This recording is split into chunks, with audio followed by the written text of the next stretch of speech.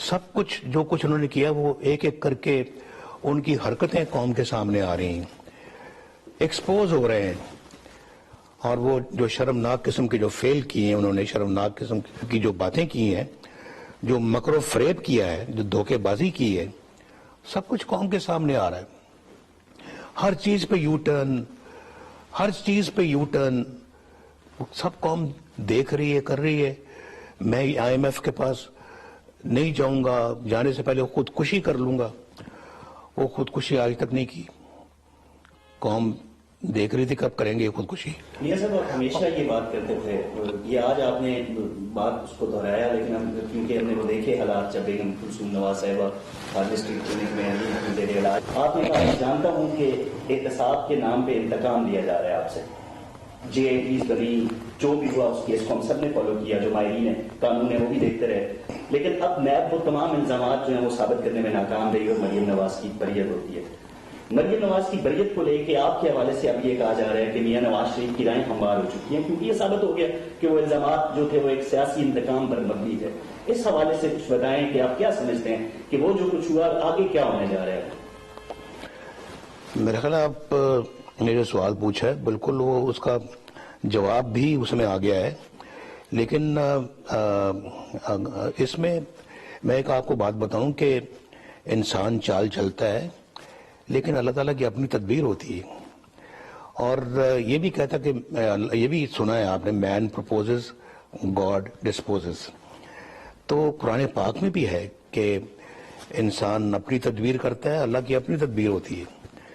تو پھر فائنل تدبیر تو اللہ کی ہوتی ہے نا جی. دیکھیں آپ مجھے بتائیں کہ جی یہ کیا اب ثاقب نثار صاحب خود اپنی زبانی کہہ گئے ہیں، انہوں نے کہا ہے، آڈیو لیک آئی ہے اور وہ آڈیو کو جھٹلا نہیں سکتے، اس کا فورنزک بھی ہو گیا ہوا اس آڈیو کا. انہوں نے کہا ہے جی کہ ہم نے نواز شریف کو اور مریم کو سزا دینی ہے اور عمران خان کو لانا ہے. اور یہ جو ہے نا وہ اس بندے نے کہا کہ ان کی تو سزا بنتی نہیں ہے. جی آپ ٹھیک کہتے ہیں مگر اب ہمیں یہ کرنا پڑے گا. یہ چیف جسٹس آف پاکستان میاں ثاقب نثار کے الفاظ ہیں جو میں آپ کو بتا رہا ہوں. اب اس سے بڑی کوئی ایویڈنس چاہیے جناب، مجھے بتائیں. اور کسی کو کوئی ایویڈنس ہو سکتی ہے؟ شوکت صدیقی صاحب نے جو باتیں کی ہیں اس سے بڑی کوئی ایویڈنس اور کسی کی ہو سکتی ہے؟ جنہوں نے یہ کہا کہ جی یہ اپنا آپ نے نواز شریف کو اور مریم کو جیل سے باہر نہیں آنے دینا اگر آپ کے پاس اپیل آئی. انہوں نے کہا کہ اپیل تو تب آئے گی کہ پہلے نیب کی عدالت کا ورڈکٹ آ جائے، اس کا فیصلہ آ جائے. تو انہوں نے فیصلہ تو ہو چکا ہے، اب صرف کوانٹم کا فیصلہ ہونا ہے. کوانٹم کا لفظ استعمال کیا ہے کہ کتنے سال سزا دلوانی ہے. تو جج نے حضور سزا دی نہیں ہے، دلوائی گئی ہے. یہ اس سے زیادہ بڑا ثبوت اور کون سا ہو سکتا ہے؟ پھر یہ بھی کہا گیا کہ اگر آپ نے ایسا نہ کیا تو ہماری تو 2 سال کی محنت ضائع ہو جائے گی.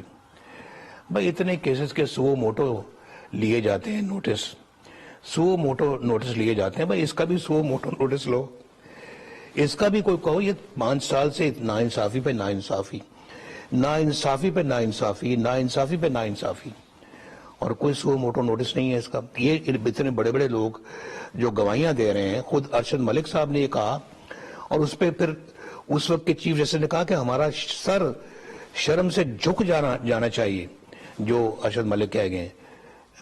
میرا کیس وہیں کا وہیں ہے. کون نہیں جانتا کہ یہ سب فیبریکیٹڈ اور فیک کیسز تھے، کوئی جس میں کوئی اپنا نہ جان ہے نہ اس میں کوئی کسی قسم کا کوئی اپنا جو ہے وہ ایویڈنس ہے.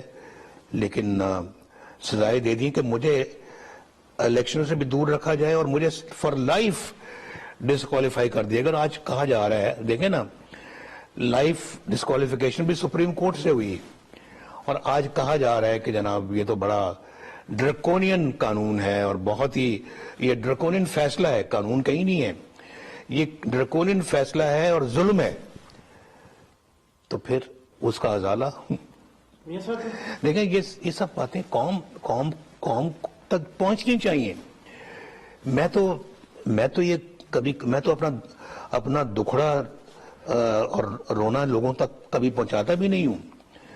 اور میں تو سمجھتا ہوں جی کہ یہ مسلسل 5 سالوں سے یہ جو نا ظلم روا ہے، اور ہمارے ساتھ جو سلوک کیا جاتا رہا ہے، اس سے بڑا ظلم اور کیا ہو سکتا ہے. اور دیکھیں اس وقت پاکستان جو ہے میرے بھائی، پاکستان ترقی کر رہا تھا، ترقی کی شاہراہ پہ گامزن تھا. پاکستان دنیا کی ایک ایٹمی قوت تو بن چکا تھا، اب ایک معاشی قوت بننے جا رہا تھا.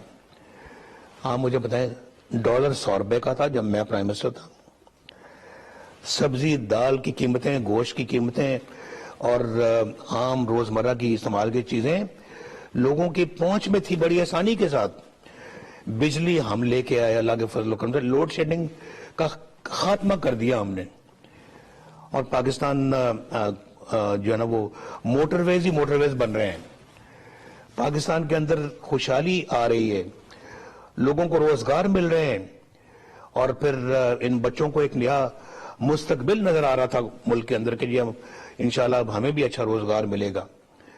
اور پاکستان کے اندر جو ہم نے یہ دہشت گردی کو ہم نے ختم کیا، پرامن ملک بنایا. لیکن آج ہم کہاں چلے گئے؟ $1 بلین کے لیے جا کے ہم دوسرے ملکوں سے بھیک مانگتے رہے. اب مجھے بتائیں کہ یہ کون سا غیرت مند ملک جو ہے وہ یہ برداشت کر سکتا ہے؟ میں تو ایک پاکستان کو، میں تو وہ خواب دیکھ رہا تھا کہ پاکستان اللہ کے فضل و کرم سے اس خطے میں بھی اور دنیا کے اندر بھی ایک معاشی طور پہ بھی ایک مضبوط ملک بنے گا. ہم نے دیکھیں، ہماری خدمات ہر شعبے میں ہیں. حضور صرف اپنا جو ہے نا یہ زبانی کلامی میں باتیں نہیں کر رہا،